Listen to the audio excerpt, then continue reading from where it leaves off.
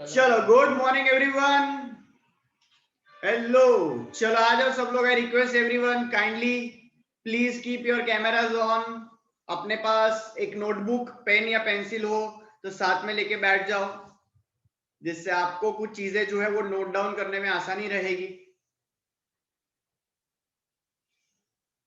I request everyone keep your cameras on so that हम interact और अच्छे से कर सके, राइट? ठीक है, तो चलिए तो विल स्टार्ट। तो लास्ट हमारे सेशन में मार्केटिंग मैनेजमेंट यूनिट नंबर 3, उसमें सेल्स प्रमोशन याद है? सेल्स प्रमोशन एक टॉपिक था जो हमने डिस्कस किया। सेल्स प्रमोशन होता क्या है? तो सेल्स प्रमोशन मतलब अलग अलग अट्रैक्टिव मेथड्स, अलग अलग अट्रैक्टिव स्कीम्स या तो स्ट्रैटेजीज जिससे आप अपने सेल्स को बढ़ा सको या तो आप अपने कस्टमर को आपके दरवाजे तक खींच के लेके आ सको। That was sales promotion technique, जिसमें हमने देखा था अलग अलग कुछ टूल्स थे उसके, जैसे कि हमने देखा था sale sale sale, discount discount discount, फिर गिफ्ट वाला concept, buy one get one, buy two get two, वो वाला सब कंसेप्ट हमने देखा था। फिर कुछ कंपटीशन कुछ लोग क्रिएट करते हैं, लकी ड्रॉ, कूपन सिस्टम, ये सारी चीजें जो है वो हमने सेल्स प्रमोशन में देखी थी, बराबर। आज हमें जो टॉपिक जो सबसे पहले जो डिस्कस करना है, राइट, उससे पहले एक छोटा सा वीडियो एज यूजुअल, ताकि आपको कुछ एड ऑन एडिशनल आपको जो है वो नॉलेज मिले। कुछ ऐसे इंस्पायरिंग लोग, कुछ ऐसे बिजनेसमैन जिन्होंने कहीं ना कहीं मार्केटिंग का बहुत अच्छे से इस्तेमाल करके अपने बिजनेस को बहुत एक बड़े लेवल पे लेके गए, राइट। तो मैं आपको सबसे पहले एक स्टोरी दिखाना चाहूंगा, एक सक्सेस स्टोरी एक पर्टिकुलर ब्रांड की। और ये ऐसा ब्रांड है, ऐसा प्रोडक्ट है जो हमने बचपन से या तो काफी बहुत टाइम से हमने उस प्रोडक्ट का कंजम्पशन जो है वो किया है। तो ध्यान से वो वीडियो देखेंगे, कुछ इंपॉर्टेंट चीजें आपको जो लग रही है वो आप नोट डाउन कर लेंगे, ताकि फिर बाद में जैसे वीडियो खत्म होगा उसकी सक्सेस स्टोरी हमें जो है वो डिस्कस करनी है, जो हमारे ऑब्वियसली सब्जेक्ट से कहीं ना कहीं जुड़ा हुआ है। रेडी? चलो तो मैं वीडियो शेयर कर रहा हूं, तो आप अपना विजुअल और ऑडियो दोनों जो है वो क्लियर कर ले। चलो जरा मैं वो वीडियो जरा शेयर करता हूं, गिव मी 2 मिनट्स।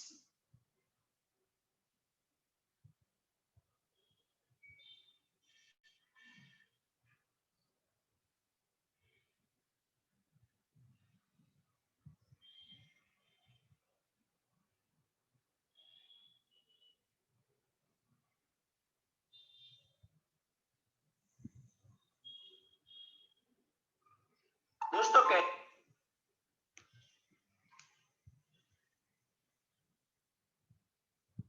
यस, चलो तो ध्यान से जरा देखना और सुनना। दोस्तों कहते हैं कि अगर आप गरीब फैमिली में जन्मे हैं तो वह गलत बात नहीं है, बल्कि आप कुछ ना करते हुए गरीब फैमिली में ही मर जाते हैं तो वह गलत बात है। दोस्तों आज हम बात करने वाले हैं पूरे भारत में अपने अनोखे स्वाद से लोगों को अपनी ओर खींचने वाली चिप्स बालाजी वेफर्स के बारे में, जिसने अपने स्वाद के दम पर बच्चों से लेकर बड़े बूढ़े सभी को अपना दीवाना बना रखा है। लेकिन क्या आप इस फेवरेट बालाजी वेफर्स की स्टोरी को जानते हैं? अगर नहीं तो आपको जरूर जानना चाहिए, क्योंकि यह स्टोरी आपको पूरी तरह से मोटिवेट कर देगी। तो चलिए दोस्तों, बिना आपका ज्यादा समय लिए हम बालाजी वेफर्स की कहानी को शुरू से जानते हैं। तो दोस्तों इस सफर की शुरुआत होती है साल 1974 से, जब गुजरात के जामनगर जिले के एक छोटे से गांव में चंदूभाई वीरानी का जन्म हुआ। उनके पिता पेशे से एक किसान थे। घर में हालात खराब होने की वजह से उन्होंने अपनी जमीन बेच दी और अपने चारों भाइयों के साथ मिलकर खेती के उपकरणों का बिजनेस शुरू किया। लेकिन बहुत कम एक्सपीरियंस और मार्केटिंग ना होने की वजह से उनका यह बिजनेस खुद ठीक से चला नहीं और उसे बंद करना पड़ा। इसी दौरान 17 साल की उम्र में चंदूभाई अपने भाइयों के साथ राजकोट शिफ्ट हो गए। अपने भाइयों का बिजनेस डूबता हुआ देखकर चंदूभाई जॉब की तलाश करने लगे ताकि अपने घर का खर्च चल सके और आखिरकार एस्ट्रॉन सिनेमा की कैंटीन में चंदूभाई को नौकरी मिल गई।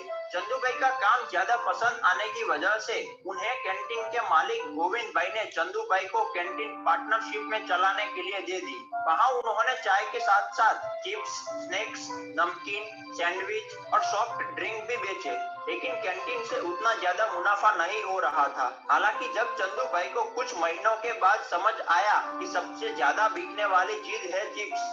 अब तक चंदू भाई चिप्स के रेडीमेड पैकेट लाकर बेचते थे, लेकिन अब उन्होंने अपना प्रॉफिट बढ़ाने के लिए चिप्स बनाने का काम शुरू किया। अब चंदू भाई चिप्स को बाहर भी बेचने लगे ताकि ज्यादा आमदनी हो सके। चंदू भाई की इस नई शुरुआत ने उनके भाइयों ने भी पूरा साथ दिया। चंदू भाई ने बालाजी नाम से चिप्स बेचना शुरू किया। चंदू भाई चिप्स के पैकेट लेकर दुकान दर दुकान बेचने जाते थे। इसमें उन्हें काफी मेहनत करनी पड़ती थी, लेकिन कई दुकानदार बिजनेस में रिस्क लेना पसंद नहीं करते थे और जो दुकानदार लेते थे वह समय पर पैसे नहीं देते थे। इतनी मेहनत के बाद भी चंदू भाई को ज्यादा प्रॉफिट नहीं हो रहा था। अपने माल को बेचने के लिए भाइयों ने खूब मशक्कत की। कुछ जगह सफल हुए तो कुछ जगह असफल, लेकिन फिर भी उन्होंने हार नहीं मानी। अब चंदू भाई को बिजनेस आगे चलाने के लिए रुपये चाहिए थे और बैंक ने भी लोन देने से मना कर दिया और उन्होंने जिस आदमी को चिप्स बनाने के लिए रखा था वो भी कई दिनों तक नहीं आता था। इससे बिजनेस में नुकसान और ज्यादा बढ़ने लगा। आखिरकार चंदू भाई ने खुद ही चिप्स बनाने की कमान संभाली। चंदू भाई अपने एक इंटरव्यू में बताते हैं कि शुरुआत में तो चिप्स जल जाते थे, कुछ आइडिया भी नहीं था कि चिप्स को कितना गर्म करना है। कुछ ही टाइम में चंदू भाई चिप्स बनाने में एक्सपर्ट हो गए। काम बढ़ने लगा और ऑर्डर भी ज्यादा मिलने लगे। अब ज्यादा ऑर्डर मिलने की वजह से चंदू भाई ने बैंक से लोन लेकर राजकोट में सेमी ऑटोमेटेड प्लांट लगाने का सोचा और फिर आगे साल 1996 में कंपनी की कैपेसिटी को देखते हुए फुल्ली ऑटोमेटेड मैन्युफैक्चरिंग प्लांट स्थापित किया ताकि प्रोडक्शन कैपेसिटी को और ज्यादा बढ़ाया जा सके। आज बालाजी वेफर्स के पास एशिया का सबसे बड़ा फुल्ली ऑटोमेटेड मैन्युफैक्चरिंग प्लांट है और इस कंपनी में 5000 से ज्यादा एम्प्लॉय काम करते हैं, जिसमें 2500 महिलाएं, 700 से ज्यादा डिस्ट्रीब्यूटर और 8 लाख से ज्यादा शॉपकीपर कनेक्टेड है और इस कंपनी का सालाना टर्नओवर 2200 करोड़ से भी ज्यादा है। दोस्तों, चंदू भाई और उनके भाइयों ने यह साबित कर दिखाया कि कड़ी मेहनत और मजबूत इरादों के साथ कुछ भी पाना असंभव नहीं है। दोस्तों, उम्मीद करते हैं कि बालाजी वेफर्स की यह सक्सेस स्टोरी आपको जरूर पसंद आएगी। आइडिया आया? सक्सेस स्टोरी बालाजी का। चंदू भाई वीरानी, चंदू भाई वीरानी, सीधा साधा गुजराती आदमी, राजकोट के थिएटर में कैंटीन में काम करने वाला बंदा आज 2000 करोड़ के कंपनी का मालिक बन गया है। वेफर वेफर बेचीने, और वो वेफर खाता कौन है? आप और मैं, है कि नहीं? जस्ट इमेजिन, मतलब सी, मतलब ऐसा बोलते हैं ना कि मतलब कभी कभी सपना देखना अच्छी चीज है। यू नेवर नो कब पूरा हो जाए, है कि नहीं? आपने शायद मतलब कुछ सपने देखे होंगे और पूरे भी हो गए होंगे, लेकिन ऑब्वियसली रियलिस्टिक वाले। फिर अभी कुछ लोगों का तो फिर वो बीटीएस के साथ शो करने का, वो तो फिर थोड़ा जस्ट चिल, बराबर है ना? तो फिर इतना भी इतना ही मिलेगा। फिर आप बोलोगे फिर ऐसा, सर मैं भी बहुत अच्छा गाता हूँ सर, बोला बीटीएस में सर मेरा कुछ सेटिंग, तो जती रह जे, बराबर? तुम कवाली गाओ, बीटीएस मत, नहीं है तुम्हारे लिए। बहुत बहुत मतलब रियलिस्टिक जो है उसने, मतलब जो है सपने धीरे धीरे धीरे धीरे जो है वो देखना शुरू किए। और आज देखो खुद की मशीनरी उसने, मतलब पहले मशीन भी नहीं थी, मशीन भी रेंट पे लेता था वो, लेकिन आज खुद की मशीन है, खुद का मैन्युफैक्चरिंग यूनिट है, 5000 एम्प्लॉयज को मैनेज करना, मतलब जस्ट इमेजिन। और ओवरऑल एट द एंड, मतलब बंदे को नहीं देखा, पता भी नहीं था इस जो प्रोडक्ट में आज वो करोड़ों कमा रहा है, उसको पता भी नहीं था कि ये प्रोडक्ट बनता कैसे है। तो स्टार्टिंग में जला दिया है ना, मतलब पता भी नहीं था कि बनती कैसी है चीज, और आज उसी चीज को लेके मतलब जबरा मार्केट में देखो होल्ड क्या है, जबरदस्त होल्ड है। इसके पहले है ना एक ब्रांड थी, पता है बालाजी से पहले? लेज। वेफर की दुनिया में, इंडिया में अगर कोई मतलब वेफर की ब्रांड को जो लेके आया हो ना, तो था लेज। इंडिया में वही सबसे पहली चिप्स, हाँ उससे पहले अंकल चिप्स थी, अंकल चिप्स, है ना? बोलो बोले मेरे लिप्स, हेलो अंकल चिप्स, ऐसा ऐड आता था एक, बराबर। तो जिन्होंने अंकल चिप्स खाई हो तो वो तो फैन हमेशा रहेंगे ही अंकल चिप्स वाले। लेकिन उसके बाद लेज ने, एक्चुअली अंकल चिप्स का क्या था, मल्टी फ्लेवर नहीं थे, लेकिन लेज जो है ना फिर मतलब रूटीन लेके आया सारे फ्लेवर, और जब से वो क्रीम एंड ओनियन लेज जो लेके आया था, है ना, एकदम जबरदस्त। That was obviously very unique, very attractive. लेकिन वही चीज है ना, समझा मार्केट के टेस्ट को, समझा कि यहाँ पे इंडियन कस्टमर को है ना कुछ चटाकेदार चाहिए, सर समझ लिया उसने क्या टेस्ट है, रूटीन उसको मसाला, सॉल्टेड टोमेटो, आथू उब गया है ये सब चीजों से, तो उसको कुछ फ्यूजन दो यार, कुछ ऐसा तड़कता फड़कता जो उन्होंने कभी टेस्ट ना किया हो। मतलब बंदे ने क्या किया, फुल ऑन रिसर्च किया ना, that is the part of what marketing. पता चला बैंग ऑन, मतलब ऐसा फ्लेवर लेके आया, ट्रेडमार्क हो गया, बाकी सारी कंपनी के लिए ट्रेडमार्क हो गया। फिर धीरे धीरे दूसरे कंपनी ने भी कॉपी पेस्ट, आज बालाजी के भी क्रीम एंड ओनियन आते हैं, लेकिन लेस का क्रीम एंड ओनियन अगर आपने खाया हो, यहाँ पे जिसको क्वालिटी का नॉलेज है, उनको जो भुक्खड़ है उनकी बात नहीं हो रही है, कुछ ऐसे होता है आवा तो बद्दू सरखुज हो सर, लेकिन प्योर क्वालिटी की जो बात कर रही हूँ, just can't match that standard. सबसे पहले तो उसके वेफर की साइज, सबसे पहले तो वही है। ये बालाजी में है ना मुखवास आता है,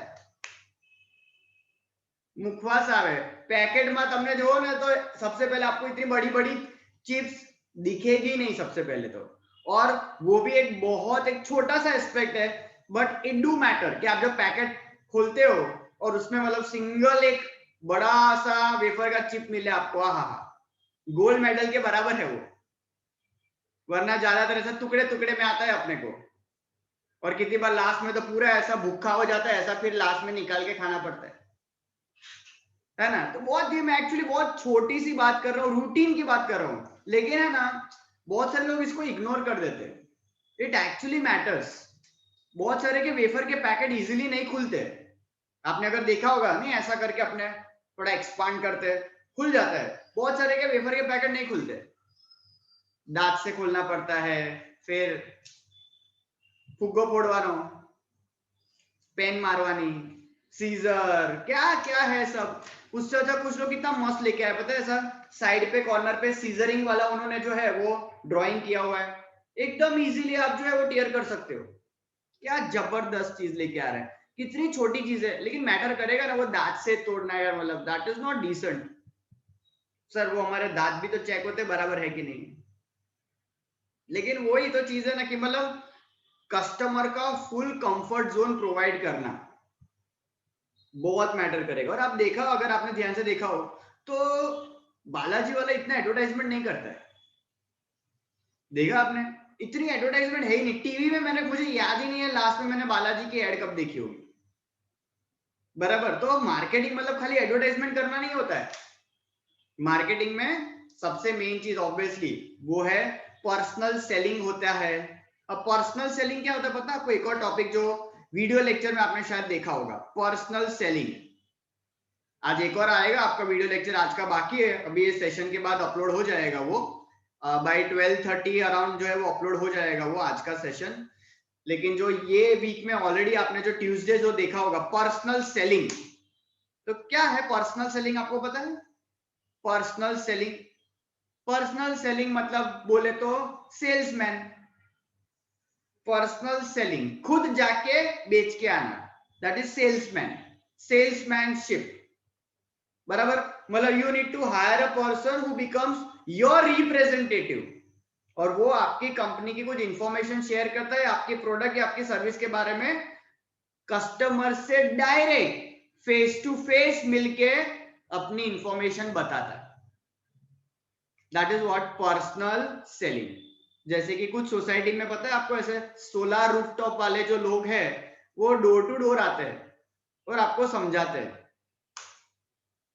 बराबर है। कुछ इलेक्ट्रॉनिक गैजेट्स वाले हो गए, इलेक्ट्रॉनिक कंपनी वाले हो गए, वो आएंगे डोर टू डोर, या तो मान लो एक्वागार्ड वाले हैं, तो वो आपको आके कितनी बार तो डेमो भी दिखाते हैं, देखा वो पूरा लेके ही घूमते बैग में, डेमो दिखाएंगे आपको, तो यू गेट मोर। कुछ डिटर्जेंट्स वाले आते हैं, कोई डिटर्जेंट पाउडर वाले भी आते हैं, फिर क्या पता हार्पिक वाले भी आ जाए, टॉयलेट में घुस जाए, यू नेवर नो, बराबर। लेकिन इससे है ना ऑब्वियसली फर्क पड़ता है, क्योंकि आप उन लोगों को क्या करते हो पता है, डेमो दिखाते हो, और इंडिया में लोगों को क्या है, आंखों दिखाई हुई चीज जो है उस पर भरोसा ज्यादा है। तो आपने उसके सामने खुद जब वो एक ट्रायल करके दिखाया तो ट्रस्ट फैक्टर और मजबूत हो गया। तो हम क्या बोलते हैं, ठीक है लाओ, एटलीस्ट ट्रायल बेस पे भी अगर मान लो एक एक पैकेट भी सब खरीद लेते हैं, इंडिया का पॉपुलेशन ही कितना है कि नहीं, एक घर में अगर एक पैकेट भी, अगर एक सोसाइटी में तुम चले जाओ, एक सोसाइटी में 100 घर और 100 में से 10 लोग 10% रेशियो रखते हैं, तो क्या बुरा है, रोज का सोचो कितना सेलिंग होगा इनटू नंबर ऑफ इयर्स। तो ऑब्वियसली ये जो सेल्समैन वाला जो कंसेप्ट है ना वो भी बहुत जबरदस्त है। तो सबसे पहले हमें ये जानना है कि फ्यूचर में हम अगर एंटरप्रेन्योर बन गए और हम हमारे यहाँ पे सेल्समैन को हायर करते हैं, तो सेल्समैन के फीचर्स क्या होने चाहिए, सेल्समैन के फीचर्स क्या होने चाहिए, चलो ये बताओ, सेल्समैन होना कैसा चाहिए, चलो कौन बताएगा, रूटीन है ये सब, someone who can convince the customer. कौन बोल रहा है, रीमा, रीमा, चलो हाँ रीमा, पहले रीमा बोलेगी, ठीक है रीमा बताओ। कोई ऐसा जो कस्टमर को कन्विंस कर सके। अच्छा, मतलब जिसमें एक एक छोटी छोटी चीज पकड़ते हैं, रीमा जो बोल रही है उसमें से एक चीज पकड़ रहा हूं मैं, वो है कन्विंसिंग पावर, बराबर, टिपिकल, मतलब ऑब्वियसली कुछ ऐसे लोग होते हैं जो बात मनवाने में बहुत एक्सपर्ट होते हैं, राइट, और जिसका फ्रेंड्स ग्रुप होगा, फ्रेंड जोन होगा, उसमें से ऐसे एक दो होंगे जिनमें ये टैलेंट होता है। और आपको भी कभी कभी कुछ बातें आपको मनवानी हो ना ग्रुप में से किसी को, तो आप जाके नहीं बोलते, आप उसको बोलते जाने बात करने, कोई मूवी है जाना है, अब मान लो कि ऐसा हो कभी इंग्लिश मूवी, और एक जो है हमेशा फ्रेंड जोन में एक होता ही ऐसा कि ऑड वन आउट, कि ना ना ना, और वो पूरा जो है प्लान वो बिगाड़ देंगे, तो फिर आप किसी को बोलते हो आने पहला तो समझाई दे जाओ, बराबर। तो वो उस तरीके से बात करते हैं कि उसकी बात नहीं टालते, तो ऐसा कन्विंसिंग पावर है, मतलब नहीं घूम फिर के मतलब बाटली में उतारना। तो ऐसे लोग जो है वो ऑब्वियसली मतलब ये एक रेयर स्किल है, तो इस रेयर स्किल के भी आपको पैसे देके ऐसे लोगों को हायर कर लो। तो पहला आया कन्विंसिंग स्किल, यस, कि मतलब बंदे को जो ना चाहिए ना तो भी मतलब बेच के आए, और सो तो चाहिए तो कितना बेच के आएंगे, उस तरीके से, राइट। जैसे कि पता है मार्केट में एक ब्रांड एक और एमवे प्रोडक्ट, एमवे सुना है, एमवे बहुत बड़ा एक ब्रांड है, बहुत बड़ा ब्रांड है, और ये आपको कभी है ना दुकान में मिलेगा ही नहीं, ये आपको दुकान में मिलेगा ही नहीं, ये है ना इनके एग्जिस्टिंग मेंबर्स ही आपस में एक दूसरे को बेचते हैं। मतलब सोचो कि इनका जो बिजनेस है वो कैसा है, उनके ही एग्जिस्टिंग मेंबर्स के थ्रू, मतलब अगर उनके मेंबर्स का अगर वो कन्विंसिंग पावर स्ट्रॉन्ग होगा तो उनके दूसरे कस्टमर बढ़ेंगे, फिर वो आगे उनके कस्टमर बढ़ाएंगे, इस तरीके से कस्टमर बढ़े जा रहे हैं और उनके मेंबर्स भी बढ़े जा रहे हैं। और उनको भी ऐसा जितना आप लोगों को मतलब उस एमवे का प्रोडक्ट बेचोगे उतना आपको भी डिस्काउंट मिलेगा, मतलब एज अ कस्टमर आप जो यूज कर रहे हो ना उस प्रोडक्ट में भी आपको क्या मिल रहा है, डिस्काउंट, क्योंकि आप खुद इनडायरेक्टली कंपनी की मदद करे उसके प्रोडक्ट को बेचने में, बराबर है। तो एक कन्विंसिंग पावर हुआ। चलो, और कृति ने हाथ ऊपर किया था, बताओ। सॉरी, पर्सनालिटी, अच्छा अभी है ना ये बहुत जरूरी है, इंडिया में पर्सनालिटी की डेफिनेशन को क्लियर करना है हमें, क्योंकि लोगों की सोच पर्सनालिटी मतलब क्या, ऋतिक रोशन, लोगों के यहाँ पे यही एक चीज है पर्सनालिटी, और जैसी जिसकी सोच, किसी का अभी अक्षय कुमार हो, किसी का टाइगर श्रॉफ हो, बराबर है, जैसी जिसकी रिक्वायरमेंट, राइट। तो यहाँ पे पर्सनालिटी पहले हम क्लियर करेंगे। चलो पर्सनालिटी, हाँ कृति क्या है पर्सनालिटी की आपकी डेफिनेशन, सर ऐसा डिंपल, सर ऐसा गाल पे डिंपल आना चाहिए, है ना, ऐसा बाल सर एकदम लंबे होने चाहिए, सर ऐसा छोटी पोनी टेल बनाई हुई होनी चाहिए, सर चश्मे वाला बिल्कुल नहीं चाहिए, नहीं मतलब उसका जो कपड़े का सेंस वो अच्छा होना चाहिए, मतलब अच्छा अच्छा, देखो मतलब एक चीज पर्सनालिटी में हम इन्वॉल्व करते हैं, क्या करके चीजें इन्वॉल्व करेंगे। सबसे पहला हो गया वो है ऑब्वियसली दैट इज कपड़े, बराबर, क्लोथिंग। और कहीं ना कहीं आपने बहुत बारी एहसास किया होगा, और ये सच भी है, जितना जल्दी मान लो अच्छा ही है, कि कुछ कपड़े हैं जो हमें और खूबसूरत बनाता है। या तो बॉयज के पॉइंट ऑफ व्यू से हैंडसम बनाता है, बॉयज को खूबसूरत नहीं, बराबर, ब्यूटीफुल नहीं, हैंडसम बनाता है। लेकिन कुछ लड़कियां मानेगी ये ऑब्वियसली, बराबर, कि कुछ आउटफिट है जो आपको और ब्यूटीफुल बना रहा है। मैं वर्ड यूज कर रहा हूं, और ब्यूटीफुल, बराबर, ताकि जो है वो थोड़ा डिसेंसी लगे, है ना, कि ऑलरेडी है, टेंशन नहीं है। सर बॉयज, सर हम जाए सर, इंडिया में ये ब्यूटी, ये बोलते हैं ना कि भाई प्रेजेंस, पर्सनालिटी, बॉयज से जुड़ा हुआ है ही नहीं ये सब वर्ड। पता है आपको ऐसा? ये कौन सा एक पिक्चर था, मैं आपको बताऊं, याद आएगा। एक मूवी का डायलॉग है ऐसा, एक पिक्चर था बरेली की बर्फी, देखा है किसी ने? अगर वो देखा होगा तो ये याद आएगा, बरेली की बर्फी, जिसमें राजकुमार राव, फिर वो दूसरा वाला हीरो कौन, आयुष्मान खुराना, कृति सेन और आयुष्मान खुराना। कृति सेनन, बराबर, ये तीन मेन कैरेक्टर।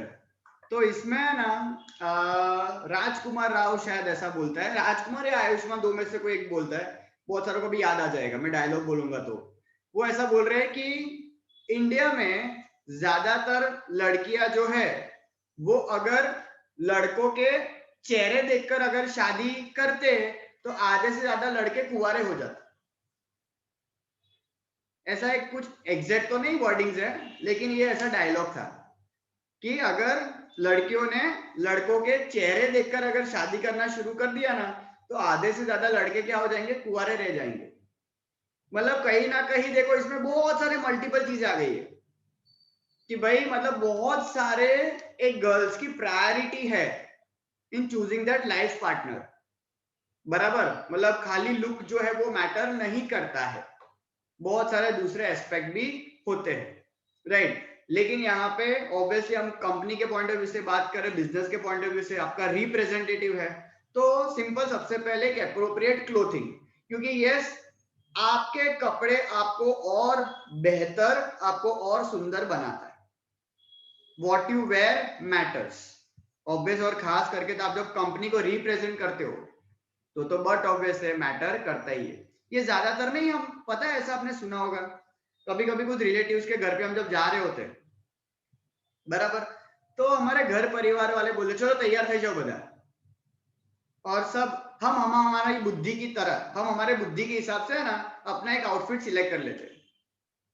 फिर जैसे आप तैयार होके बाहर आते हो ना, क्या होता है आगे पता है? आपके घर परिवार वाले कुछ बोलेंगे, आऊ पेरी ना उसे आना पे रहा है, आमना घरे जाओ से तन खबर पड़े जाए। समझ में आ रहा है? तो ये वो सेल्समैन भी वैसा ही है, भाई तुम्हें इसको मिलने जाना है, ये कंपनी में जाना है, ये कस्टमर को मिलना है, अब ना चले यार, क्या सोचेंगे वो हमारे बारे में। तो ये कहीं ना कहीं उसी से जुड़ा हुआ है कि आपका वो एक एप्रोप्रिएट मतलब प्रेजेंस फील करवाना चाहते हैं, आप पूरी कंपनी को रिप्रेजेंट कर रहे हो, तो कुछ भी मतलब चप्पल पहन के निकल गए, सैंडल पहन के निकल गए, वाड़ नहीं ओढ़िया, रास्ता में वाड़ उड़ी लीधा, बराबर है, तो ये रूटीन, फ्रेगनेंस नहीं है कोई, आपको अगर पता हो तो छोटे छोटे जो फ्रेगनेंस है ना, वो बहुत सारे कस्टमर को बहुत हद तक जो है ना अफेक्ट करता है। मतलब फिर वो एक्स इफेक्ट ऐसा नहीं, इतना भी नहीं छाटना है कि कोई नजदीक भी ना है, बिचारा ने पेलू नाक भराई जाए, छीका छीक थई जाए, बराबर, क्योंकि ऐसे भी स्ट्रॉन्ग होते हैं डिओड्रेंट्स, इला छाट देते हैं सटासट। तो ये सब ऑब्वियसली एक appropriate fragrance is very much required, right, एक डिसेंसी जो लगे सबको, बहुत ही इंपॉर्टेंट है, बराबर। चलो, और एक मिनट, एक कॉल रिसीव कर रहा हूं, एक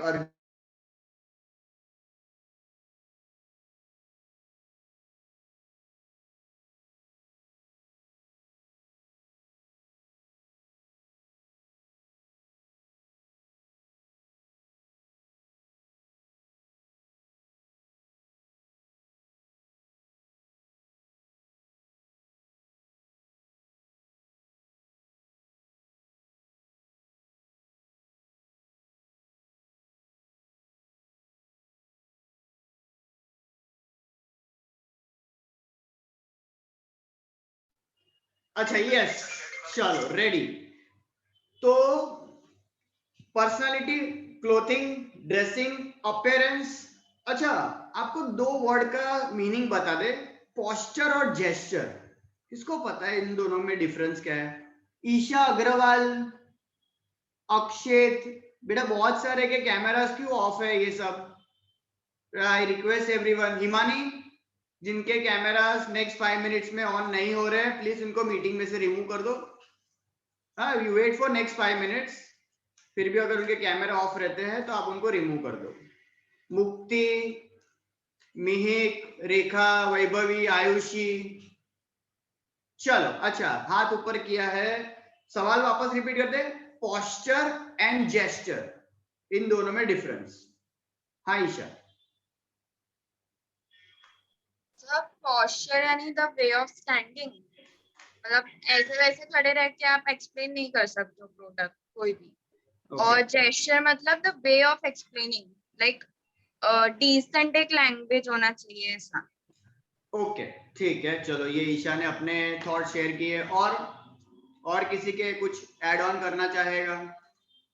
जेस्चर एंड पोस्चर सुना तो बहुत होगा ना आपने, और पोस्चर तो बहुत बार दिए भी होंगे, है ना सर? जेस्चर तो पता नहीं सर दिया है कि नहीं, मीनिंग ही नहीं पता तो पता नहीं कहाँ दिया होगा। लेकिन पोस्चर तो सर फोटो खींचे हमने इतने सारे, सेल्फी मैंने ले लिया तो पोज। तो शॉर्ट में आपको जब देखो ईशा ध्यान से सुनना, शॉर्ट में सबसे पहले तो इसका डिफरेंस ये है, posture is mainly external and gesture is internal. समझ में आ रहा है? स्वीट एंड सिंपल तरीके से समझे तो वापस अब ये मेरा जो हाथ जो हिल रहा है, अब मैं जानबूझ के नहीं कर रहा हूं, मैं ये जो मुंडी हिल रही है, हाथ अपने आप हिल रहा है, ठीक है, ओके। तो ये अपने आप हो रहा है, ये इंटरनली है। अब देखो अभी हाथ ऐसे इंटरनली अभी हो रहा है, अभी इंटरनली ऐसा अपने आप हो, ये देख रहा है, समझ रहा है, मैं बोल रहा हूं और अपने आप ये सब हो रहा है। ये क्या है? जेस्चर। ये आपके है ना, मतलब हाउ यू आर इन्वॉल्व। मतलब देखो मैं कितनी बार जब बोल रहा हूं, ये देखो ये हिमेश रेशम यहाँ हो रहा है, समझ में आ रहा है? मतलब मूवमेंट हो दे, ये देखो कैसा आ रहा है, ये आप जानबूझ के नहीं कर सकते। एंड दैट एक्चुअली रिवील्स कि आप कितना है ना उस चीज के साथ जुड़े हुए हो। तो सबसे पहले आपके है ना जेस्चर्स, मतलब आपके इमोशंस, वो भी कनेक्टेड होने चाहिए। अब जैसे कि ऑब्वियसली जब मैं खुद इतना कनेक्टेड होऊंगा तो सामने जो मुझे देख रहा है वो भी कुछ हद तक फील कर पाएगा वो, क्योंकि मैं खुद इतना इन्वॉल्व हूं, मेरे जेस्चर्स बार बार आ रहे हैं, बराबर है। और posture is obviously the way I am sitting, बराबर, दैट इज एक्सटर्नल, कि भाई मुझे पता है कि अभी मुझे ये कैमरा के सामने आना है, तो ये मेरा एक पोस्चर एप्रोप्रिएट है जिससे मैं सबको देख सकूं और सब मुझे एक एप्रोप्रिएट जो है वो एक स्क्रीन पे देख सके, दैट इज पोस्चर, बराबर। ये दोनों चीजें ऑब्वियसली उस सेल्समैन के लिए तो सबसे इंपॉर्टेंट है कि वो अपने इमोशन साथ में जेस्चर, और जेस्चर आपका तभी निकलेगा जब आप उस चीज के साथ मैक्सिमम इन्वॉल्व होंगे। जो बंदा ज्यादा जेस्चर नहीं शेयर करता, मतलब कहीं ना कहीं अभी वो 100% उस चीज के अंदर इन्वॉल्व नहीं, राइट। और पोस्चर तो ऑब्वियसली आपके poses, the way to sit, the way to stand, बराबर है। एक नहीं बोलते हैं दायरा होता है, एक तरीका होता है। तो ये बहुत ही अगेन, क्योंकि आपका ये जो बैठने का तरीका है, जो आपका खड़े रहने का जो तरीका है, ये भी है ना एक मैसेज देता है सामने वाले को, ये भी सामने वाले को कुछ मैसेजेस रिवील करता है। आप टेढ़े बैठते हो, आप मुंडी नीचे करके बात कर रहे हो, आप आंखें मिला के बात नहीं कर रहे हो, समझ में आ रहा है? तो ये सारे जो है, जो बचपन में कम्युनिकेशन में लैंग्वेज है ना, लैंग्वेज, बॉडी लैंग्वेज बैरियर्स, तो ये सारे एस्पेक्ट ऑब्वियसली उस अपने रिप्रेजेंटेटिव को अपने को बताने पड़ेंगे। तो पहला अपना ड्रेसिंग हो गया, एक appropriate external personality, posture gesture हो गया, ठीक है। और क्या होना चाहिए? हाँ हेमल बोलो। सर कॉन्फिडेंस कॉन्फिडेंस होना चाहिए। अच्छा कॉन्फिडेंस कैसे आएगा, चलो ये बताओ, इंसान में कॉन्फिडेंस कब आता है और कैसे आता है? सर आप जो कर रहे हो उसके बारे में आपको फुल्ली नॉलेज होनी चाहिए। फिर आगे के जो पॉइंट्स है, जैसे आपकी पर्सनैलिटी अच्छी है तो आपको कॉन्फिडेंस भी आएगा।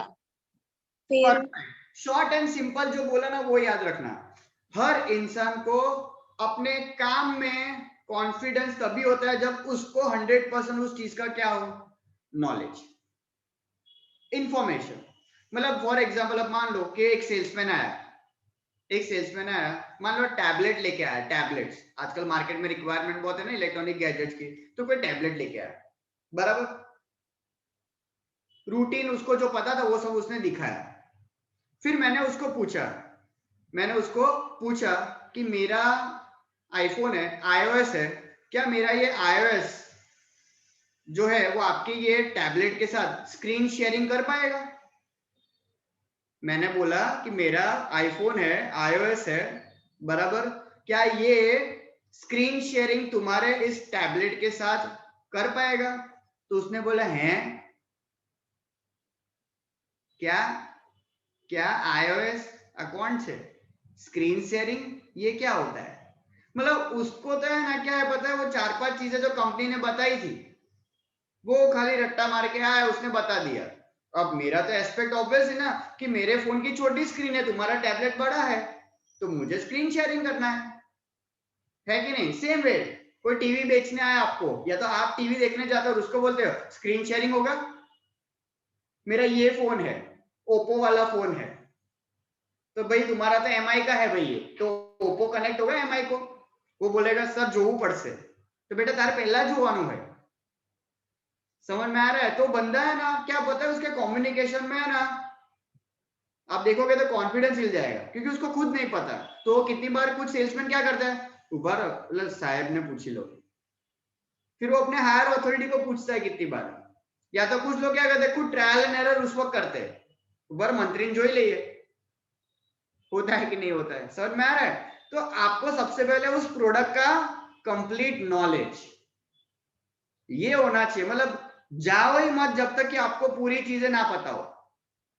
ये सबसे मेन चीज है। A to Z उस प्रोडक्ट की हर चीज मैक्सिमम जितना आप कलेक्ट कर सको, मतलब क्या करो पता है, अब कस्टमर के पॉइंट ऑफ व्यू से ना पहले सवाल बना लो कि क्या क्या पूछ सकते वो लोग, पहले खुद ही कस्टमर बन जाओ कि मैं अगर मैं ये प्रोडक्ट का कस्टमर हूं तो मैं क्या क्या पूछूंगा। सिंपल है, तुम भी इंसान हो तो बाकी सब भी शायद इंसान जैसे ही है, बराबर है, तो ज्यादा फर्क नहीं पड़ेगा।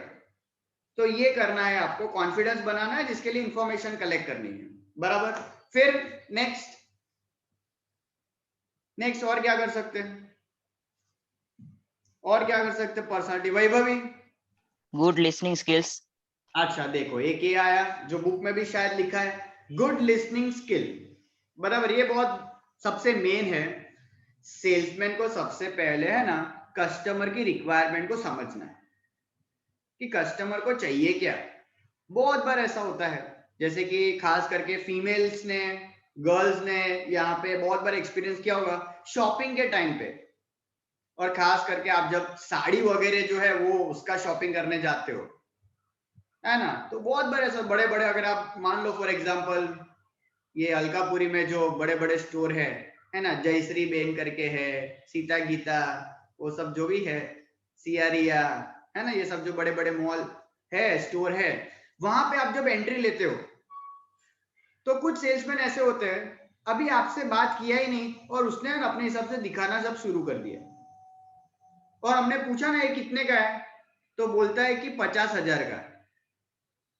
उसने बोला 50,000, तो कभी कभी मन में ऐसा होता है मोड़ू जोईने तो बताए, बराबर, ऐसा मन में होता है, मतलब बंदा जो है वो समझ ही नहीं पा रहा, मतलब मैं क्या यहाँ पे जायदाद देके जाऊं कि मेरे घर का हिस्सा तू ले जा, ये मुझे साड़ी दे दे, समझ में आ रहा है? तो सबसे पहले तो वो बहुत सारे सेल्समैन ऐसे होते हैं जो आपको पहले क्या पूछते हैं, सर बजट, आपका बजट, ऑब्वियस ही ना। अब कुछ लोग है ना बहुत होशियारी मारते हैं, आपने 10,000 बोला ना तो भी 20-20 वाला ही दिखाएगा, 10 बोला ना फिर भी 20,000 वाला दिखाएगा, 25 वाला दिखाएगा, तो ये सही नहीं है। हाँ 10 का 11, 12, 13, तो वो कुछ सेल्समैन ऐसा पूछते भी कि सर 10 बोल रहे हैं सर लेकिन 15 तक चलेगा, वो ऐसा क्लियर करता है जिससे you are into more comfort zone. वरना कितनी बार क्या होता है पता है, वो 20,000 वाला बताएगा और बट ऑब्वियस है वो क्यों नहीं पसंद आएगा हमको, 20,000 वाला है, लेकिन फिर वो हमें ना फील करवाता है कि भाई अभी मेरे को लाइफ में बहुत कुछ अचीव करना बाकी है ना। वो मुझे रिलेटिव पॉवर्टी का कंसेप्ट समझाता है इनडायरेक्टली कि बेटा तुम गरीब हो, गरीब ग्रो मोर। समझ में आ रहा है? तो ये गलत चीज हो रही है, इनडायरेक्टली आपको वो महसूस करवा रहा है कि तुम्हारी ये औकात नहीं है। वहां पे है ना किसी का है ना एक ईगो हर्ट हो जाता है। ईगो नहीं हर्ट करना है, कुछ भी करने का ईगो हर्ट नहीं करने का, जयकांत सीख है कि नहीं। तो ये सबसे मेन चीज है कि भाई चीजों को पहले कस्टमर की रिक्वायरमेंट को समझो। अब एक कस्टमर आया, टीवी खरीदना है, बराबर, जेठालाल गड़ा के स्टोर में आ गया। अब सिंपल है, बाघा ने जो है वो मान लेते हैं 42 इंच का टीवी दिखाना चालू कर दिया। अब लेकिन उस और बार बार कन्विंस करा कि ये बेस्ट है, ये बेस्ट है। बाद में जब बोलने का मौका मिला तब पता चला कि इसको तो होम थिएटर चाहिए। मतलब वो बंदा ऑलरेडी रेडी है एक बड़ी चीज खरीदने के लिए, तुम उसको छोटी चीज चिपका रहे थे, टाइम वेस्ट हो गया तुम्हारा। और मान लो अगर वो कन्विंस हो भी जाता उस टीवी के लिए तो आपका कितना बड़ा ऑर्डर चला जाता। तो पहले ऑब्वियसली ना कस्टमर की रिक्वायरमेंट तो तुम समझो। तुम उसको 10-10 हजार वाला दिखा रहे हो, वो बंदा बोले लाख रुपए वाला चाहिए, तो दिखाओ ना लाख रुपए वाला सीधा। साला 10,000 वाला पसंद आ गया तो इतना बड़ा ऑर्डर वो जो है वो नहीं देगा वो। तो पहले ऑब्वियसली लिस्टिंग स्किल्स सुनना पड़ेगा। लेकिन अपने यहाँ पे तो ऐसा ही है ना, एक डायलॉग जो वीडियो लेक्चर में भी बताया था मैंने आपको, लोग यहाँ पे सुनते इसलिए है ताकि हम बोल सके, ना कि समझने के लिए। लोग सुनते इसलिए है ताकि हम उनको जवाब दे सके, लेकिन हमें सुनना इसलिए चाहिए ताकि हम चीजों को समझ सके कि भाई बोलना क्या चाहता है, नहीं कहना क्या चाहते हो भाई। उस तरीके से वो बेसिक ये सारे ऑब्वियसली थॉट्स होने बहुत ज्यादा जरूरी है। और सबसे मेन चीज सेल्समैन जो रियल लाइफ में जो होते हैं, सबसे मेन चीज है वो है उनके पेशेंस। उनके पेशेंस का टेस्ट हर मिनट होता है। बहुत बार ऐसा हमने भी किया होगा, कितनी सारी चीज हमने देखी होगी और फिर लास्ट में एक भी पसंद नहीं आता। बोले मारे जेवुं જોઈએ છે ને એવું નથી। अब सबसे पहले आपको क्लियर ही नहीं आपको क्या चाहिए, आपको पता ही नहीं होता कि શું જોઈએ છે। और फिर वो बंदा आपको बार बार पूछता है कि तुमने શું જોઈએ, बोले तो बताओ ने, तो बताएगा, लेकिन आपको खुद मतलब पता ही नहीं कि क्या रिक्वायरमेंट आपकी। और फिर कितनी बार सब कुछ देखने के बाद आप क्या बोलते हो, नहीं नहीं वो मजा नहीं आ रहा है। सोचो बंदे का 2 घंटे का टाइम आपने वेस्ट कर दिया, कैसा मतलब फ्रस्ट्रेटिंग होगा वो। लेकिन फिर भी कोई ऐसे बहुत सारे स्टोर कीपर होते हैं जो आपको फिर भी स्माइलिंग चेहरे के साथ ही विदाई देते हैं कि कोई बात नहीं sir, next time madam, next time. इतना मतलब स्माइलिंग चेहरे के, मतलब बंदा याद रह गया, भले मैंने वहां से सामान नहीं खरीदा, अब नेक्स्ट टाइम वापस जाओगे। हम है ना बहुत सारे ना स्टोर्स के साथ, बहुत सारे ब्रांड के साथ जुड़ते हैं because of the people over there who are working, who are selling you. अगर आपने कभी ये फील किया हो तो कि मेरे घर के बाजू में एक दुकान है लेकिन मैं वहां पे दूध लेने नहीं जाता हूँ, दूसरे और 2 दुकान छोड़ के दूध लेने जाता हूँ क्योंकि वो अंकल मस्त बात करते हैं, उनका व्यवहार बहुत मस्त है। और मेरे बाजू वाला जो घर के बाजू वाला दुकान वाला है हमेशा मतलब टर्नी में रहता है वो, उनको पता नहीं क्या उनके घर पे कोई बवाल चल रही है तो हमेशा उनका पारा ऊपर ही होता है। तो 1-2 बार तो अपने को भी मतलब नहीं बोले कि सबको मतलब झुंड में सटाके बुला रहे थे, तो हमारे भी सटाके हो गए। तो मतलब हम तो कहीं मंदिर का घंटा है, कोई भी आके बजा जाता है ना, वो वाली फीलिंग है वो। तो फिर हमने बोला कि भाई यहाँ पे तो इसके पास तो नहीं जाने का भाई। तो ये सबसे मेन चीज है, आप अपने कस्टमर के साथ कैसे व्यवहार रखते हो। तो अगर आपका कोई ऐसा स्टोर है और आपके लोग हैं जो आपको रिप्रेजेंट करते हैं, क्योंकि वो डायरेक्ट कस्टमर के साथ डील करने वाले हैं, आप नहीं। तो ऑब्वियसली उनको आपको ये सब ट्रेनिंग देना पड़ेगा। सिंपल है। डीमार्ट के वो सेल्समैन और 7 सीज, बिग बाजार, सेंटर स्क्वायर, वडोदरा सेंट्रल, उनके सेल्समैन, क्या जब्बर डिफरेंस है कि नहीं? आप जब डीमार्ट में जाते हो किसी के पास, किसी सेल्समैन के पास, सेल्स गर्ल के पास, बराबर है, कितनी बार ऐसा होता है ठीक से जवाब ही नहीं देते। मतलब बोल तो दो है कि नहीं है, बोले हाँ जो, बोले कि अभी रुको मैं ढूंढ के आती हूँ, फिर आती नहीं है वो, फिर वो बुलाती है पर आती नहीं है। पता है ऐसा होता है। और वही वडोदरा सेंट्रल वाला तो साला पता नहीं वेयर हाउस में से खोद के लेके आएगा कहीं से भी, उसको पता है एक्चुअली क्या चीज कहाँ पे है। और ये डीमार्ट वाले आधे को खुद को नहीं पता कि है ऐसा भी कुछ है, उनको देखना पड़ेगा। तो ऑब्वियसली ना एक अप्रोप्रिएट ट्रेनिंग नहीं दी है उनको ठीक से। कितनी बार वो लोग जो है पता ही नहीं चलता, वो भी कस्टमर की तरह ही घूम रहे होते हैं हर जगह पे, लेकिन उनको एक पर्टिकुलर डिपार्टमेंट दिया होता है कि यहाँ उभरे वाला। फिर पता चलता है वो बंदे को जो जहां खड़े रखा था वहां नहीं है, कहीं और जगह पे है, जिसका उसको नॉलेज ही ना हो। और बहुत सारी बार तो हमें कोई लोग दिखते ही नहीं है। अगर अमुक बार ऐसा होता है, अब मान लो आपको बॉर्नविटा चाहिए, अब आपको नहीं दिख रहा है, तो आजू बाजू पूछे किसको, तो कोई दिखता ही नहीं है। तो अगेन दैट इज अगेन कि भाई प्रेजेंस, वो सेल्समैन का प्रेजेंस वहां पे होना ही चाहिए। और कितनी बार हमें ना उसको पूछ लेते ना तो तुरंत ही मैम जस्ट 2 मिनट्स, वो पता नहीं कहां से लेके आ जाते हैं। या तो फिर वो बोलेंगे सर ये चेंज हुआ है, आप ये आगे वाले रैक पे चले जाओ, है कि नहीं है? तो ये ऑब्वियसली छोटी छोटी चीजें हैं, लेकिन मैटर तो करेगी पर्सनल सेलिंग को बढ़ाने के लिए, बराबर।